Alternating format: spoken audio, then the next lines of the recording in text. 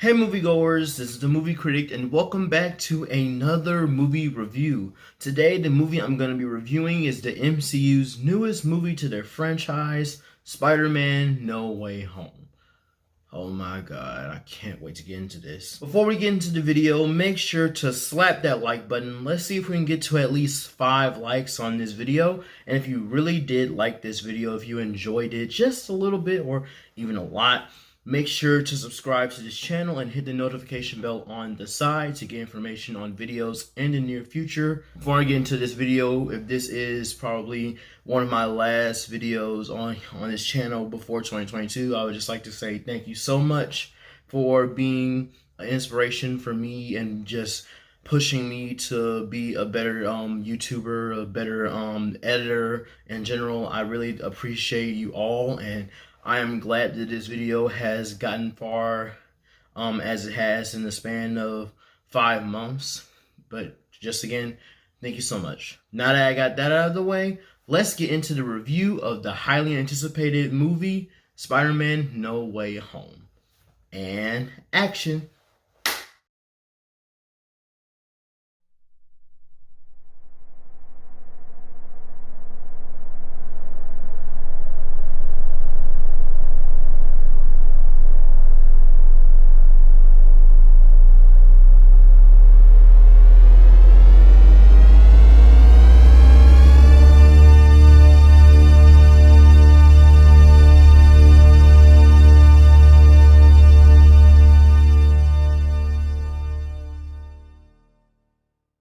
With Spider-Man's identity now revealed, our friendly neighborhood web slinger is unmasked and no longer able to separate his normal life as Peter Parker from the high stakes of being a superhero. When Peter asks for help from Doctor Strange, the stakes become even more dangerous, forcing him to discover what it truly means to be Spider-Man. Ever since I was in a movie theater back in 2019 when I saw the conclusion of Spider-Man Far From Home, I have always been ready for what was coming up next. But, you know, the pandemic started to happen and a lot of things got postponed, including the film and the process of filming. So I was sad. But then it started to pick up again. You started seeing more things about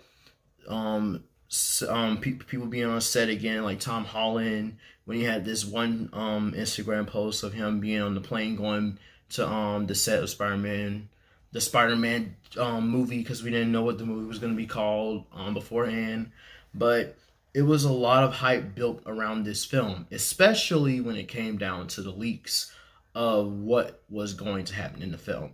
And we had to base our hopes on these leaks and these plots that probably will not happen. And now we're here during the opening weekend, or the days after opening weekend, and I got to watch the movie on Thursday night, and I have so much to say. It was a really beautiful film. I loved it so much. I'm gonna try, I didn't say at the beginning, but I'm gonna go away from spoiling anything that has not been said in the trailers at all, because it is an experience that I want all superhero fans to experience for themselves, and it would be a shame for me to spoil such a movie. Starting off with things that I enjoyed about this film, one thing that I really loved about this film was the cinematography that took place, the different types of camera angles and camera shots that were presented in the film. It was something that you never really saw, or that you never really get to see in the other Spider-Man MCU movies so far. It was probably the most cinematic shot wise when it came to the different shots that were taking place. Like if Peter was walking down the street, or if he was like in a conversation, the way the cameras were angled, it was very compelling to see on screen. And I just realized how different the camera angles were in the cinematography, how different they were compared to the other movies like Spider-Man No Way Home, like Spider-Man Far From Home, or Spider-Man Homecoming. I just really love the choice that they used for cinematography in this film. One thing that I really enjoyed about this film is that I really loved the acting that came out of it, especially from people like Tom Holland or the character who played Green Goblin, William Dafoe, or the character that played Doc Ock, Alfred Molina, or Jamie Foxx even. They all gave really great acting performances. Starting from least to great to greatest. Least, well, I say least, it's just like the least compelling, I guess. But Jamie Foxx is kind of the comic relief this time around in this film. You can kind of see he has a different appearance than he does in the Amazing Spider-Man 2, and he did really good what he had. While he was funny, he did have a lot of serious moments, and the way he balances it, he is a really great actor. I love Jamie Foxx ever since he did his performance of Ray Charles in Ray, the biopic, which he won Best Actor for in that year.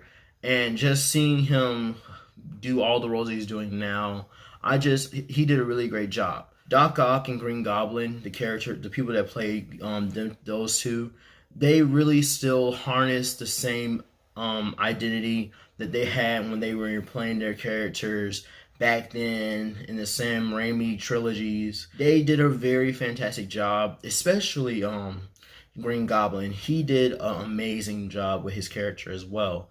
And when it comes down to it all, I have to give my props to Tom Holland. Tom Holland did such an amazing job in this movie, and I think this is his best acting performance that he's done in the last few years. And I can't talk about it further because that'll just be spoilers, but he did a really fantastic job in this film. Another thing that I really liked about this film is that I love the relationships between MJ, Ned, and Peter Parker, or the relationships between Peter Parker and Doctor Strange. They all have very compelling relationships between each other. So, Scooby-Doo this crap. You know, all this is kind of your mess. I know a couple of magic words myself, starting with the word please. Please, Scooby-Doo this crap. Especially with Peter Parker and MJ, you can really see the love that they have for each other in this film because, you know, Zendaya and Tom Holland date in real life. So you can really see the love that they have in real life on screen, and it's just really beautiful. And with Tom Holland, Ned, Zendaya, and the person that played Ned, Jacob, you can see how they have their friendship off set and how it's portrayed in the film, and they just bounce off of each other very well, and it's just really great to see seeing it on the screen as well. And with Tom Holland and Doctor Strange, Benedict Cumberbatch, they already have had like some type of chemistry in Avengers Infinity War, and just seeing that same chemistry that they had in that film be in this movie, it's also very interesting to watch as well. It doesn't feel like a mentor-mentee. It's more like a I don't really know how to say it, but they really do bounce off of each other really well in this film. Another thing that I really enjoyed about this film as well is the score. I really love the score for this film. I never really paid attention to the scores for the other two Spider-Man movies, Spider-Man Homecoming, Spider-Man No Way. my guy. Spider-Man Far From Home. I keep saying No Way Home, but I've never really paid attention to the scores for those films, but the score for this movie is probably the most compelling one, and I can't say that in the reasons that I want to because spoilers. But the score is one of the best parts of the film. It's a very complimentary score. It just fits so well. It pays off. The last thing that I'm going to say I enjoyed about this film is that I just really enjoyed the plot of this film. You would really think that this being the third installment of a Spider-Man film, and that it has different types of villains, that it would be a bad film, like another Spider-Man movie that we know of.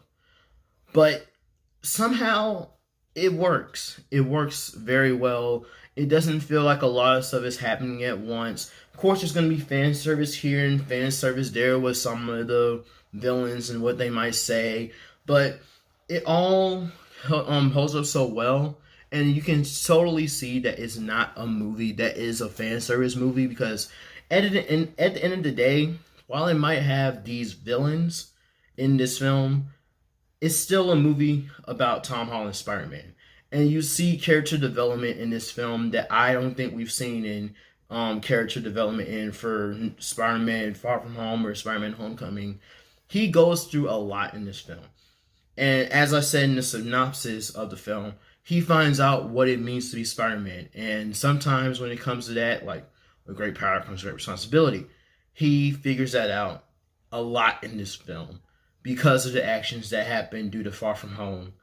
And it's a really amazing plot. One of the best plots in a Spider-Man film, probably my top 3 plots. And reasons for why, you'll just have to see in the movie for yourself.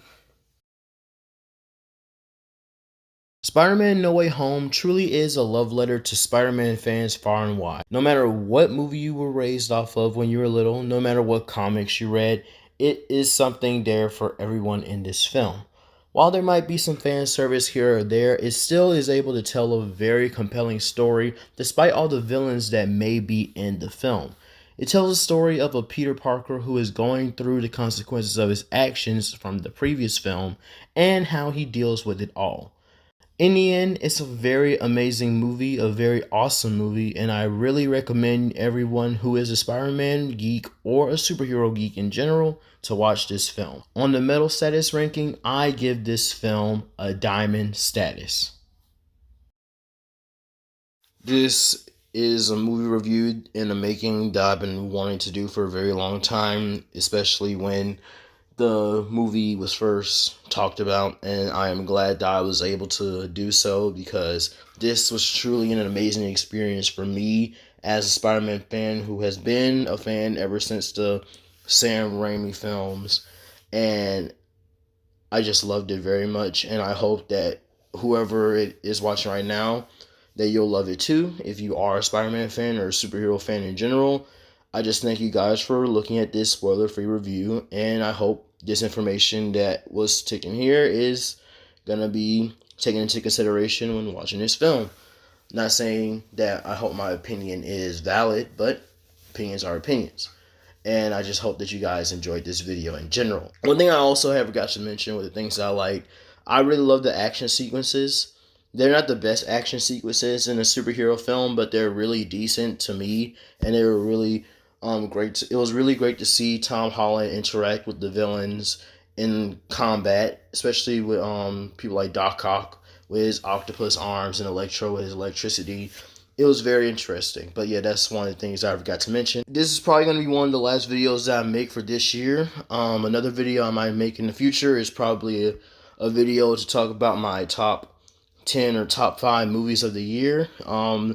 I don't know if I'm going to do it just yet, but that is probably one of the things I'm going to do before 2021 ends. And in 2022, I'm going to go on to these new movie reviews, and I might actually do other content, probably, maybe movie essays, TV essays. I might start doing TV stuff. I don't know, but 2022 is in sight, and this year went by so fast. I don't know if it went by so fast for anybody else, but it was a very fast year. But I'm glad that I got to spend 6 months of it with you guys, because thank you very much. I want to once again thank you for watching this video, and I hope you guys have a great day or night wherever you are, moviegoers. This is the Movie Critic, and that's a wrap.